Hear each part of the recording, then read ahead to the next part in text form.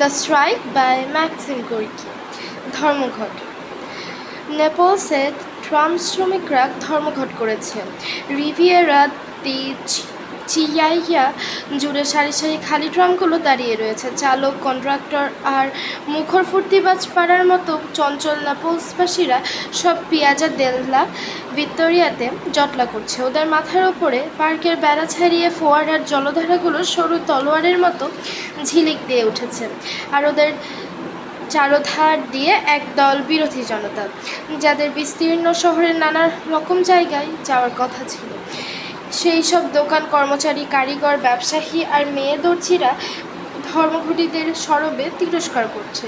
দুপক্ষেই কড়া কড়া কথা আর গা জ্বালানোর টিটকিরি চলছে।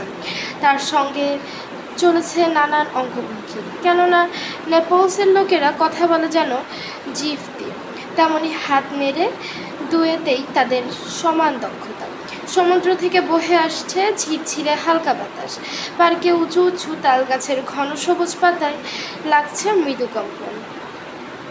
ওদের গুড়িগুলো দেখলে মনে হবে যেন দানবীয় হাতির গোদা গোদা পা। রাস্তার অর্ধনগ্ন ছোট ছোট বাচ্চাগুলো হুটুপুটি করছে। চুরুয়ের মতো কিচিরমিচির উল্লাসে ভরিয়ে তুলছে বাতাস। পুরনো কোনো কাঠ খোদাইয়ের মতো দেখতে শহরটা যেন জ্বলন্ত সূর্যের অকৃপণ আলোয় স্নান করছে, মন্ত্রিত হয়ে উঠেছে অর্গানের মতো। শহরের এই হইচই আর চিৎকারের সঙ্গে ঢাকের মতো অস্পষ্ট তাল দিয়ে চলেছে উপসাগরের নীল তরঙ্গমালা, আছড়ে পড়েছে শানবাঁধানো পাথরের গায়ে। থমথমে মুখে ধর্মঘটীরা সব গা ঘেঁষাঘেঁষি করে দাঁড়িয়ে রয়েছে। জনতার কটু মন্তব্যে ওরা প্রায় কোনো জবাবই দিচ্ছে না। ওদের কয়েকজন পার্কের রেলিংয়ে উঠে কুকুরের বেড়াজালে আটকে পড়া এক পাল নেকড়ের মতো দাঁড়িয়ে থাকা জনতার মাথার উপর দিয়ে রাস্তার দিকে উদ্বিগ্ন চোখে তাকিয়ে রয়েছে। এটা স্পষ্ট বোঝা যাচ্ছে যে এই রকম উর্দি পড়া শ্রমিকরা যা করবে বলে মনে মনে প্রতিজ্ঞা করেছে তারা তাই করবে, আর এতে জনতা যতই অধৈর্য হয়ে উঠছে। ভিড়ের মধ্যে দুই একজন দার্শনিক আছে বই কি, ধীরে সুস্থে ধোয়া ছাড়তে ছাড়তে ওরা ক্ষুব্ধ ধর্মঘট বিরোধীদের বোঝাচ্ছে, দেখুন সিনোর, ওরা যদি বাচ্চা কাচ্চাদের মুখে দেওয়ার মতো সামান্য খুদকুড়াও যদি না জোটাতে পারে তাহলে কি করে চলবে বলুন। ফিটফাট উর্দি পড়া সৌরসভা পুলিশের দুদিনের একটা দল লোকের ভিড়ে যেতে গাড়ি ঘোড়ার পথ না আটকায় তা দেখাশোনা হচ্ছে। অসীম ধৈর্য সহকারে ওরা সম্পূর্ণ নিরপেক্ষ থাকার আপ্রাণ চেষ্টা করছে। কেবল চিৎকার আর অঙ্গভঙ্গির ব্যাপারটা যখন বেশ উত্তপ্ত হয়ে উঠছে তখন উভয় পক্ষে সপরিহাসে টিটকিরি দিচ্ছে।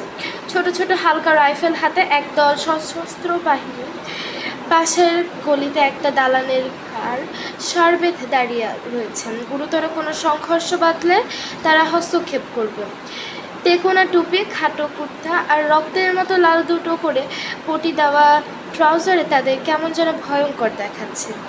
হঠাৎ তীক্ষ্ণ বিদ্রুপ, ভর্ৎসনা আর অনুনয় বিনয়ের পালা থেমে এলো। থমথমে কঠিন মুখে ধর্মঘটীরা আরও ঘেঁষাঘেঁষি হয়ে দাঁড়ালো।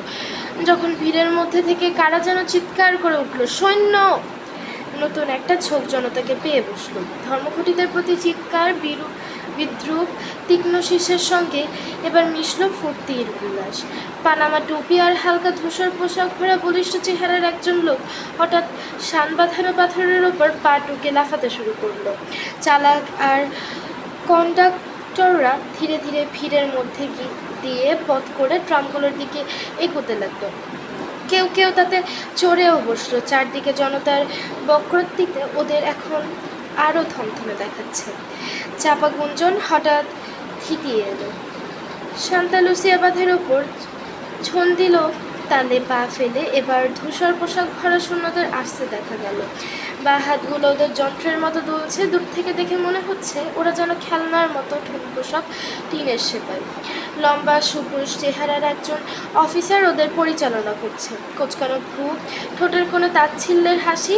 ওর পাশে লাফাতে লাফাতে আসছে মোটা মতন একজন লোক, মাথায় উঁচু টুপি, বাতাসে হাত নেড়ে হড়বড় করে কি যেন বলাবলি করছে। জনতা ট্রামগুলোর কাছ থেকে সরে এলো। পাটাতনের ওপর যেখানে ধর্মঘটীরা দাঁড়িয়ে ছিল, রুদ্রাক্ষের মালামার মতো সৈন্যদল সেদিকে এগিয়ে এলো। উঁচু টুপি মাথায় লোকটা এবং কয়েকজন সম্ভ্রান্ত নাগরিক হাত নেড়ে চিৎকার করে উঠল, এই শেষবারের মতো তোমাদের সাবধান করে দেওয়া হচ্ছে, শুনতে পাচ্ছ? অফিসার একপাশে মাথা হেলিয়ে গোঁফ চোমড়াচ্ছে। টুপি হাতে একজন লোক ছুটে এসে রুক্ষ গলায় তাকে কি যেন বলল। বাঁকা চোখে তার দিকে তাকিয়ে অফিসার মন দিয়ে সব শুনল। তারপর বুক চিতিয়ে চিৎকার করে হুকুম দিল। সঙ্গে সঙ্গে সৈন্যরা দুজন দুজন করে ট্রামের প্রতিটা পাটাতনের ওপর লাফিয়ে উঠল, আর চালাক কন্ট্রাক্টররা একে একে ট্রাম থেকে নেমে এলো। জনতার কাছে ব্যাপারটা মজার মনে হলো, কিন্তু চিৎকার, শীষ, হাসাহাসিতে সবার মুখর হয়ে উঠেছে। পরক্ষণেই হই হট্টগোল সব থেমে গেল। ভয়ার্ত চোখে, থমথমে গম্ভীর মুখে জনতা শালীর প্রথম ট্রামখানার দিকে নিঃশব্দে এগিয়ে গেল। সেখানে চাকার ঠিক সামনে লাইনের ওপর শুয়ে রয়েছে একজন চালক। মাথাটা খালি, পাকা চুল শূন্যের মতো ক্ষুদ্র, তার ফুলে ওঠা একজোড়া গোঁফ অপলক চোখে ও আকাশের দিকে তাকিয়ে রয়েছে। হঠাৎ বাদুড়ের মতো চটপটে পুচকে একটা ছোড়া চালকের পাশে গিয়ে শুয়ে পড়ল, আর তার দেখা দেখি অনেকেই পটাপট শুয়ে পড়তে লাগলো। ভিড়ের মধ্যে ভেসে এলো মৃদু গুঞ্জন, ম্যাডোনাকে স্মরণ করার ভয়ার্থ স্বর, গালাগালি আর মেয়েদের চাপা তুলো। অধীর উত্তেজনায় বাচ্চাগুলো রবারের বলের মতো লাফাচ্ছে। উঁচু টুপি মাথায় লোকটা বিকারগ্রস্তের মতো চিৎকার করে কি যেন সব বলল। অফিসার তার দিকে তাকিয়ে কাজ ঝাঁকালো। ট্রাম শ্রমিকদের হাত থেকে গাড়িগুলো দখল করার নির্দেশ তাকে দেওয়া হয়েছে, কিন্তু ধর্মঘটিদের সঙ্গে সংঘর্ষের কোনো হুকুম তাকে দেওয়া হয়নি।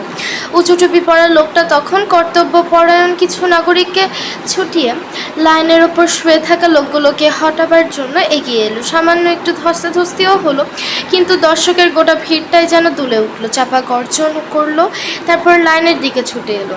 পানামা টুপি পরা লোকটা সবার আগে তার টুপিটা ছুঁড়ে ফেলে দিয়ে ধর্মঘটিদের একেবারে শেষ প্রান্তে গিয়ে শুয়ে পড়ল, আর পাশের ধর্মঘটির কাজ চাপড়ে তার কানে কানে উৎসাহ দিল। তখন একের পর এক সবাই লাইনের ওপর ধপাধপ হয়ে শুয়ে পড়তে শুরু করেছে, যেন ওদের পাগুলো হঠাৎ খোয়া গেছে। উৎফুল্ল জনতা, যারা 2 মিনিট আগেও যেখানে ছিল না, মাটির ওপর শুয়ে ওরা এখন পরস্পরের সঙ্গে হাসাহাসি করছে আর অফিসারের দিকে তাকিয়ে চেঁচাচ্ছে।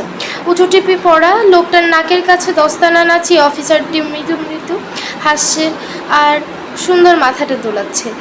এদিকে লোকের পর লোক, মেয়েরা হাতির ঝুড়ি ফেলে, বাচ্চারা কুকুরছানার মতো হেসে লুটপুটি খেয়ে লাইনের উপর শুয়ে পড়ছে। এমনকি সুন্দর পোশাক পরা লোকেরাও ধুলোই গড়াগড়ি দিচ্ছে। প্রথম গাড়িখানার পাটাতনে দাঁড়িয়ে থাকা 5 জন সৈনিক চাকার নিচে মানুষের স্তূপ দেখে হাতল ধরে মাথাগুলো পেছনে হেলিয়ে কৌতুকে হো হো করে হেসে উঠল। এখন আর ওদের আদৌ টিনের সেপাইয়ের মতো দেখাচ্ছে না। ঘন্টা অধিক পরে নেপলসের রাস্তা দিয়ে ট্রামগুলো টুং টাং শব্দ করে দ্রুত ছুটে চলল। স্মিত মুখে বিজয়ীরা যাত্রীদের মধ্যে দিয়ে পথ করে এগিয়ে যেতে যেতে নম্রভাবে জিজ্ঞেস করে, টিকিট? চোখ ঠেরে হেসে ঠাট্টা তামাশা করতে করতে যাত্রীরা তাদের লাল হলদে কাগজের টুকরোগুলো এগিয়ে দেয় ওদের দিকে। ম্যাক্সিম গোর্কির লেখা দ্য স্ট্রাইক অর্থাৎ ধর্মঘট গল্পটি এখানেই শেষ হচ্ছে। ধন্যবাদ।